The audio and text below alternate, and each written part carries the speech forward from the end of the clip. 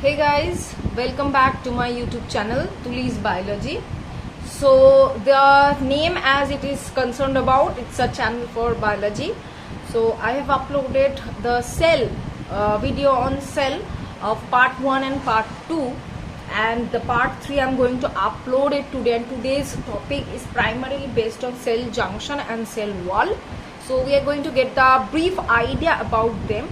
So please let's start with the video, and please do share, subscribe, like and comment in my channel. So let's get started with the video.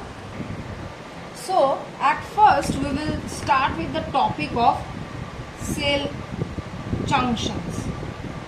So what are these cell junctions? Cell junctions, these are the modifications of the plasma membrane. Now we know that animal cells are composed of plasma membrane only, or the cell membrane, whereas the plant cells are having both the cell wall and the cell membrane. Now in case of animal cells, the intercellular space. Now what do you mean by this intercellular space? I know you are quite familiar with the term, though I am telling or giving an idea.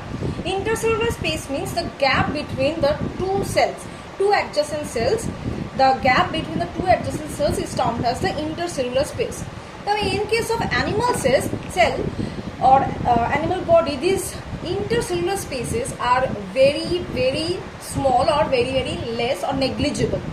Okay, and these intercellular spaces is filled up with, if it is present, it is filled up with some tissue fluid.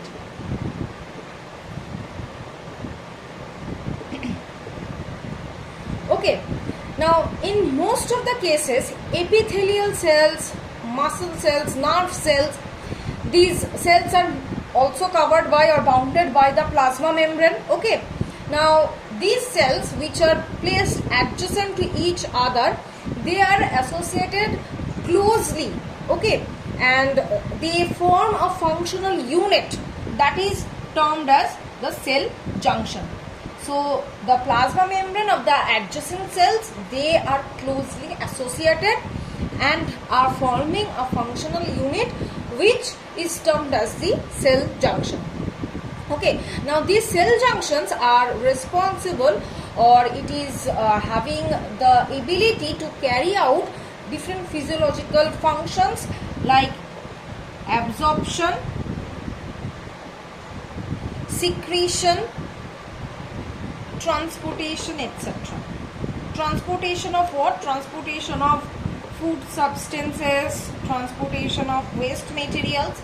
So the cell junctions are responsible for these functions.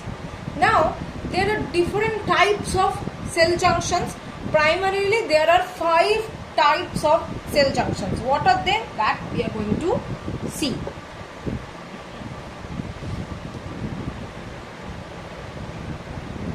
First type is that tight junction or zona occludens. I am writing it.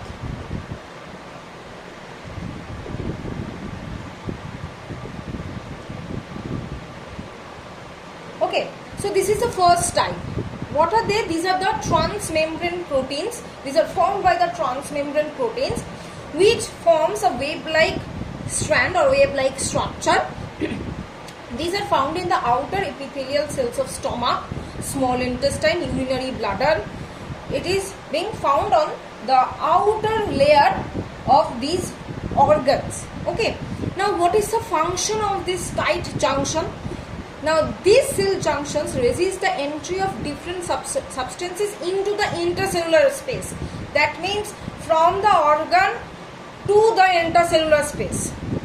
It generally prevent the outcome of the urine from the urinary bladder into the blood, as it is forming wave-like structure. Wave-like means network-like, mesh-like structure.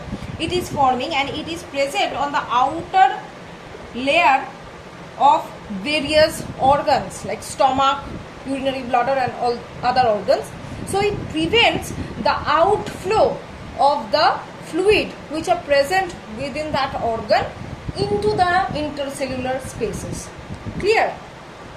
Next type is adherens junction.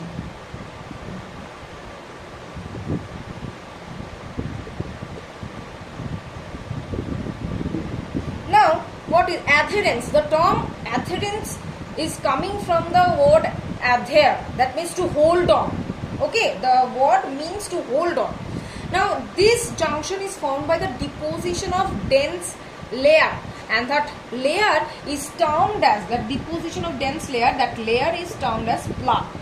We know plaque also happens in our teeth, right? On the surface of our teeth, that is also a deposition of some layers, which we call it as the plaque.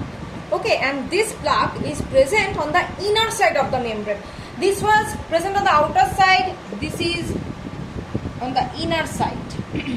Okay, now this is also a type of transmembrane glycoprotein. Okay, glycoprotein means, that means the protein which is associated with any kind of carbohydrate. That protein, that glycoprotein, is termed as cadherins. Now this adherence junction is found in a wide area, that means in expanded area, which termed as adherence belt. Okay, and what is the function of it? It resists the damage of the small intestine from the passage of food. You see, it is present on the inner side, and small intestine, it is protecting the small intestine. It is present in the inner lining or the inner layer of the small intestine, and when the food is passing through it, the food sometimes can damage the layers of the small intestine, and the presence of this adherence or this junction is actually preventing the small intestine from any kind of damage. Next type is desmosome.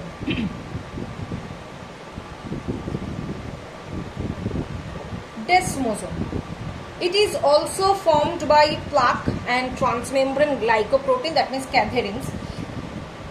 That means all these things, plaque formation is there, cadherins, glycoprotein is there, all are present in this desmosome. It, over here, the cadherin remain extended in the plasma membrane of two adjacent cells. That means it is extended in a very wide area. It is that means from one cell, from one plasma membrane, it can extend up to the adjacent or the next plasma membrane, and that's why, as it is extending from one plasma membrane of one cell to another plasma membrane of another cell, that's why it is holding the cells, the adjacent cells together. Now generally this is found in the epidermis layer, that means the outer layer of our skin.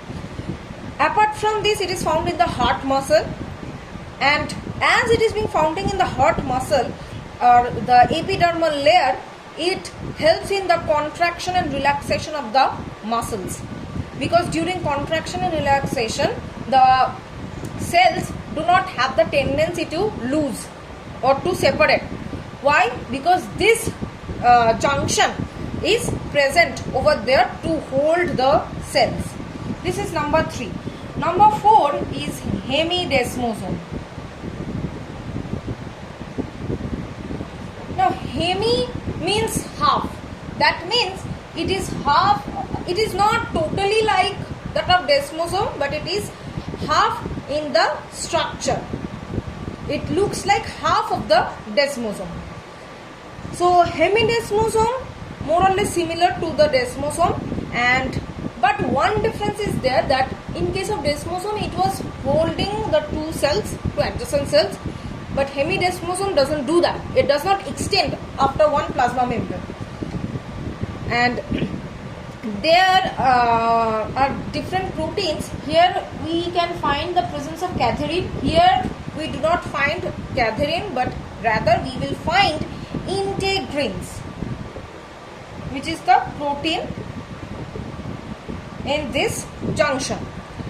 Instead of cadherin, it is present, and it functions as, or primary work of it, that it does not make direct contact between the cells, but the cells are allowed to make contact to their basement membrane. We know that the epithelial layer, epithelial cells or the other cells, they do have some basement membrane, most of the cells, and as it is not controlling or making direct contact with the cells, so it is allowing the cells to make contact with the basement membrane.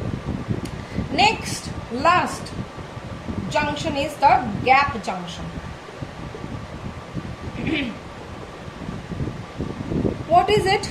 Now there are some membrane proteins known as connexins. The spelling is this. This is E. Making very minute channels for the transport of liquid substance. It is making very fine channel-like structure. Here plasma membrane do not make close apposition like tight junction. In case of tight junction, we have found that there is no intercellular space.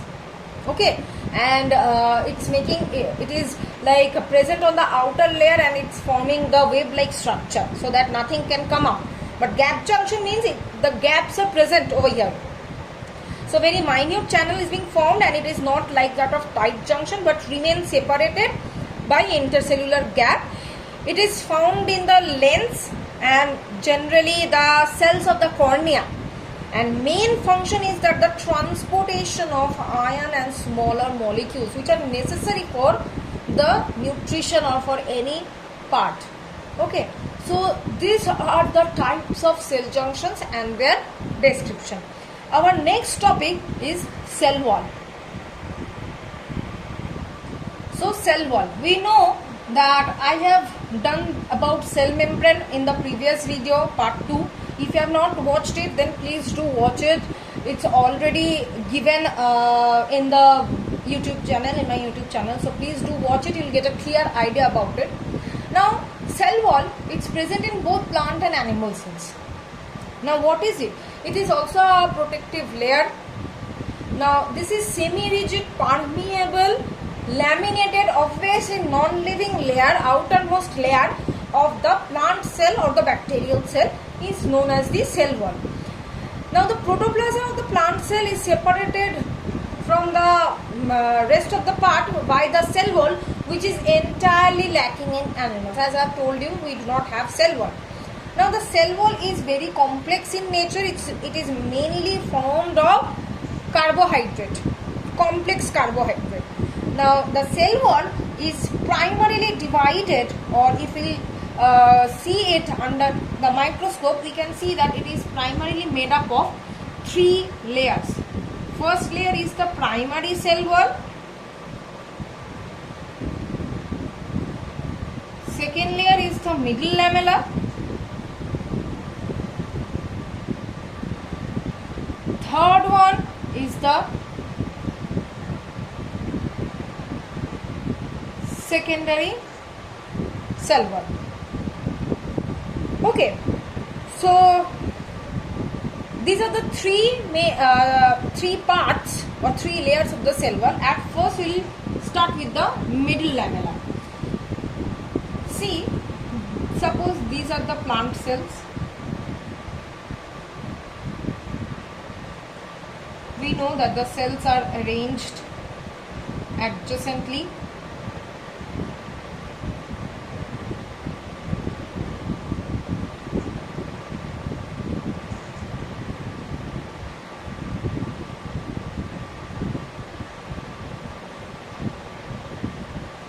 Okay, suppose these are the plant cells. Now the outermost layer is the cell wall. Now if I am making it bigger, or this part rather than showing this part, I would like to show this part. If I'll make it bigger, then what can I see?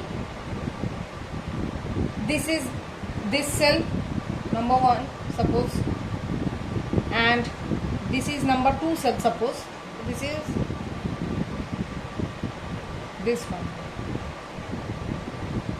So both of them having the cell wall, cell membrane, whatever, everything is present. Now middle lamella. Middle lamella, the word middle means between, lamella means a line-like structure. Okay. Now this is generally thin, viscous, jelly-like intercellular cementing material which is present between the primary cell wall and the secondary cell wall. That's why I have written it in the middle. Okay. So the structure, if it will come after cell division, the first formed material is the middle lamella. This is the cementing layer. This is the cementing layer between two cells. Got it? And this middle lamella, is mainly composed of pectin, cellulose, calcium and other substances which acts as a cementing material. Now coming to the primary cell wall. Now the outermost thin layer, elastic permeable layer, which is situated on the both sides of the middle lamella. That means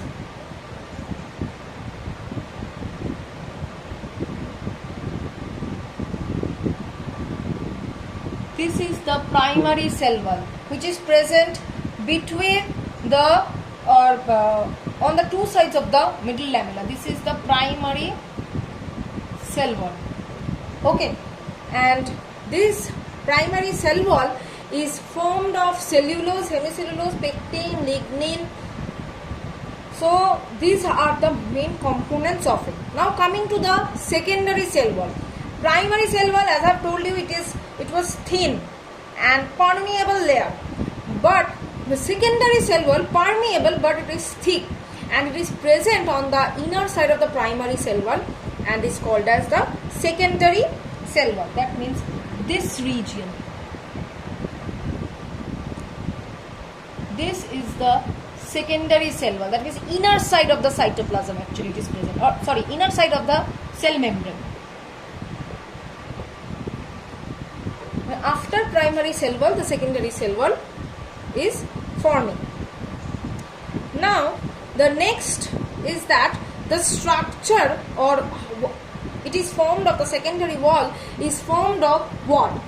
It is mainly composed of the cellulose, hemicellulose, suberin, lignin, cutin, etc. and some inorganic salts like calcium carbonate, calcium oxalate, etc., etc. and it is forming in between the cell membrane and the primary cell wall. Understood? Next, another layer may be present sometimes, that is the tertiary cell wall. I am not telling that it will be present all the time, it may be present sometimes. It is the last layer which is formed after the secondary cell wall, just surrounding the plasma membrane. Okay, so it is the final layer of the cell wall. If it is present, then it is the final layer. If it is not present, then the secondary cell wall is the final layer. Okay, so it is present towards the cytoplasm, or you can say towards the plasma membrane. Cytoplasm will not be correct because after the plasma membrane we will get to the cytoplasm, but it is present towards the plasma membrane, that means on the inner side. Understood? So this is the general structure of the cell wall. That is it is made up of which type of layers. Now I will go to the topic of the ultrastructure of the cell wall. Now ultrastructure of cell wall. Now if we will see the cell wall under the electron microscope, we can see that the cell wall is mainly composed of two parts. What are the two parts? One is macrofibril, another one is matrix.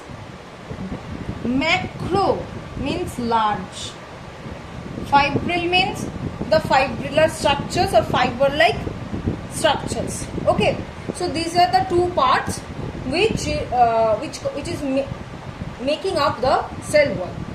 Now this microfibril, if I will see it under the microscope, then we can see that microfibril is again composed of many fine microfibrils, a bundle of fine microfibrils bundled together to give rise to macrofibril. Now this microfibril is again composed of a bundle of fibers or tube-like structures which are termed as elementary fibrils.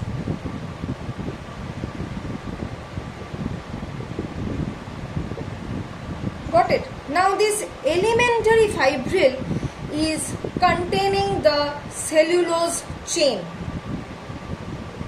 That means these fibrils are made up of the cellulose chain. Now this cellulose, we know it's a complex carbohydrate polysaccharide made up of glucose arranged side by side. So that means the cellulose chain is again made up of glucose molecules, right? So chain of glucose making the cellulose chain, bundle of cellulose chain forming elementary fibril, bundle of it forming microfibril, bundle of microfibril ultimately forming the macrofibril. Clear? Now coming to the next part, that is the matrix. It is consisting of only polysaccharide. The maximum part of the matrix is composed of polysaccharide. In it, the microfibril of cellulose and other polysaccharides are embedded. That means this microfibril and other polysaccharides are embedded or surrounded within this matrix. Clear till this much? Now the next topic that we will go for, that is plasmodesmata. It's a very known topic for us, but before going to plasmodesmata, I would like to continue with the topic of the function of cell wall. That means why do the plants need the cell wall? What is its function? First function of the cell wall, obviously protection. As it is a very rigid membrane, it is forming the exoskeleton, so that's why it is giving protection and mechanical strength and support to the plant cells. Next, as it is very much rigid in nature or in structure, it is giving or maintaining a proper shape to the cell. That means proper shape and size. Next, maintains continuity between adjacent cells. That means flow of ions, minerals and other substances in between the cells, and this is done, that means this transportation in between cells are done by plasmodesmata. That I am going to give an idea after the discussion of this function. Next is that helps in exchange of substances, interchange of substances. Just now I have said these are the plasmodesmata, these are the pores through which the cells are exchanging or transporting the minerals or materials to the adjacent cells. Clear? So here we are finishing the function of the cell wall. Next topic is the plasmodesmata. What is it? What is plasmodesmata? Then the cell wall does not form a continuous layer. Rather, the cell wall have some openings or pores. Okay, these pores or these cytoplasmic channels are the ones who help in the communication between the cytoplasm of the two adjacent cells. These pores are termed as the or these cytoplasmic bridges or this connection, these openings of the pores are making the connection between two adjacent cells. So this connection or these cytoplasmic openings or pores are termed as plasmodesmata. It helps in the transportation of water and other substances, ionic substances, from one cell to another. Now another topic I want to tell you, that is cell coat or glycocalyx. What is it? Cell coat, you can understand it, that it is a coat or covering membrane of the cell. But you will ask me that why the cell coat? There are already two coverings, cell wall and cell membrane. This is another covering. Okay, it is present, it is a very thin covering. It is present on the outer surface of the plasma membrane. That means it is present in between the cell wall and the cell membrane, and it is termed as the cell coat. And it is generally formed of glycoprotein, glycolipid or polysaccharide, mucopolysaccharide. It is formed of these organic substances. Functions, obviously, as it is covering the plasma membrane, so its main function is to protect the plasma membrane. Next is that it identifies which are the particles or molecules that should enter the plasma membrane. It helps in the filtering process by suggesting or by eliminating the ions or molecules which cannot get passed through the plasma membrane. Next, it carries antigenic property of the cell and helps in binding the cells to form the tissue organization. So these are the functions of cell coat and glycocalyx. So till this much I am keeping this video. I hope that you have understood what I have taught just now. So let's finish the video. So this was all about the cell junction and the cell wall. So hopefully you have understood. So please go through the video, do watch my videos, all the parts which are uploaded in the channel, and please follow my channel, subscribe it, comment it, like the videos, and if you do think that there are ways to update my videos or the process of teaching, then feel free to tell me. So till then, take care, bye bye.